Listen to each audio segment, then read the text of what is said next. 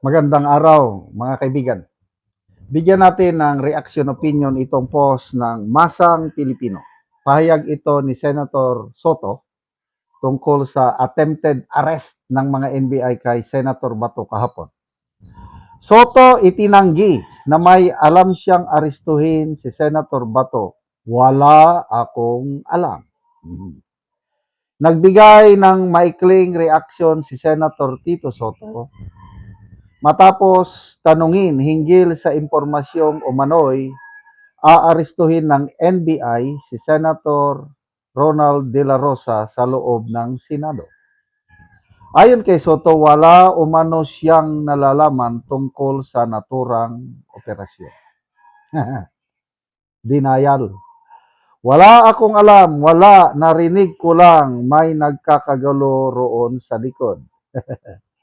Lumabas ang payag kasabay ng tensyon sa Senado kaugnay ng usapin sa umano'y ICC warrant laban kay De La Rosa at pagdating ng mga tauhan ng NBI sa Senado noong May 11. Okay, nanood ako sa Senate floor kahapon tungkol sa ano na ito is, ang narinig ko lang kay Senator Cayetano, ang initial report na natanggap niya from the Sergeant at Arms na ngayon tinanggal na. Umaga pa lang daw, nandun na ang mga NBI agents sa loob ng Senado at nakipag-coordinate.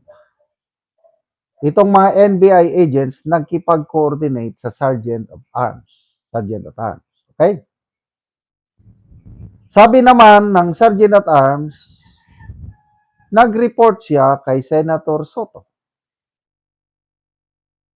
So kung paniniwalaan natin ang Sergeant at Arms, retired Major General, nakalimutan ko na yung pangalan, kung paniwalaan natin ang Sergeant at Arms na nag-report siya kay Soto, alam niya. Alam niya. Okay? Based sa Sergeant at Arms. Ngayon, nagde-deny na.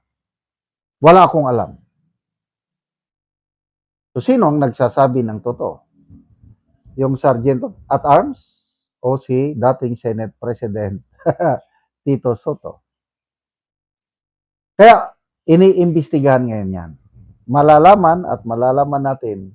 Ang nangyari, yung Sergeant at Arms na pinuntan ng mga NBI, tinanggal na, pinalitan na ng bago. Kaya, wala na siyang magawa sa investigation dahil wala na siya. So, iba nang mag-imbestiga. I don't know kung ano ba talaga ang nangyari. Posible ako lang to, posible na yung Sergeant at Arms, sinikreto. Kasi kung, example, ako si Senator Soto, kahit lumalabas na anti-Duterte ako, kailang, for the sake of fairness,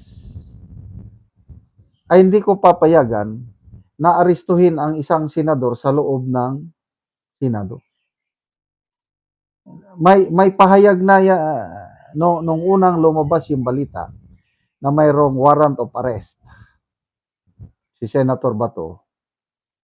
Naglabas na ng statement si Senator Soto na as long as Senator Bato is inside the Senate compound, Senate President, walang makaka-aresto sa kanya. Kaya, ito lang ang aking opinion, I might be wrong, na posibleng hindi siya sinabihan. Kasi no Senate President in his right mind will allow. Kaya nga doon sa talakayan kagabi, narinig ko si Senator Marcoleta. Sabi ni Senator Marcoleta, I don't believe that the former Senator Soto will allow this to happen. I don't believe. So ako rin, personal opinion ko lang, baka nga, he was kept in the dark. Dahil gusto nila na maaresto si Senator Bato at yun na nga, ang balita, according to Attorney Torion, meron ng eroplanong naka-standby. Kasi kung nagtagumpay ang mga NBI na aresto, dahil meron daw warrant of arrest talaga. Yun ang sinasabi. Meron daw. Hindi ko pa nabasa ko lang yan sa post ng isang abogado na si Attorney Wilfredo Garrido, meron daw. So, pag naaresto nila, napusasan, sakay sa eroplano, lipad sa The Hague.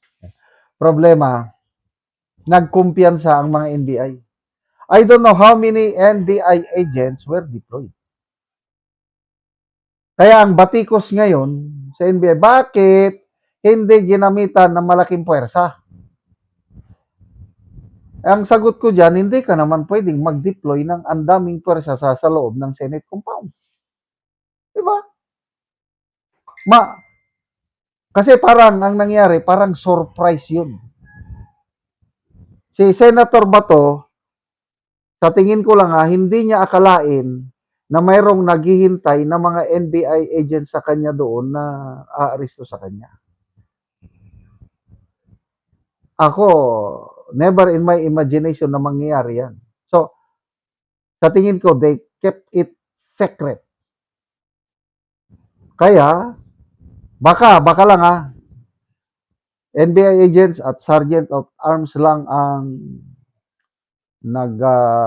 nakakalam, ang Senate President nawala sa Pasig. So ngayon, dismayado si ex-Senator Trillanes.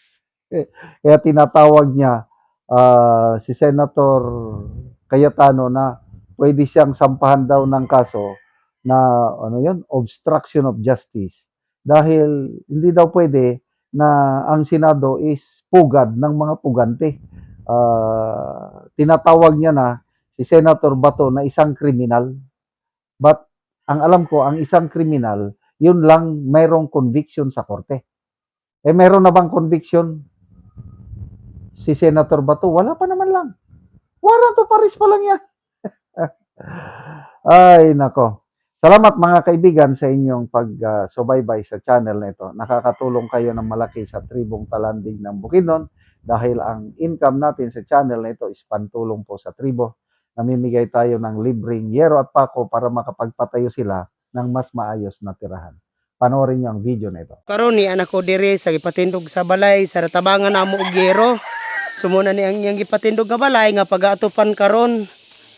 So mo na pod ni ang yero nga among gitabang. So makatop na ni siya karon.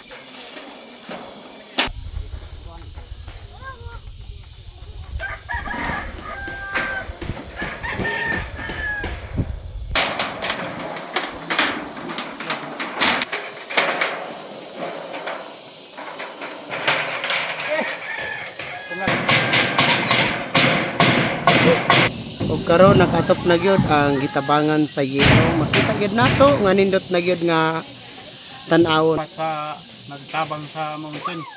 So, salamat sad kay nakabalay na ko. Unang-una salamat jud sa Ginoo kay natabangan ko sin. Sa kadugan sa pagpuyo na ko sa akong papa, nakabalay na dito. So nakigpuyo lang kasi imong papa. Puyo lang ko sa akong papa. So karon pagid ka nakabalay. So, karon pa sad ko nakabalay. So pila ka tuig nga nakigpuyo lang ka sa imong ginikanan?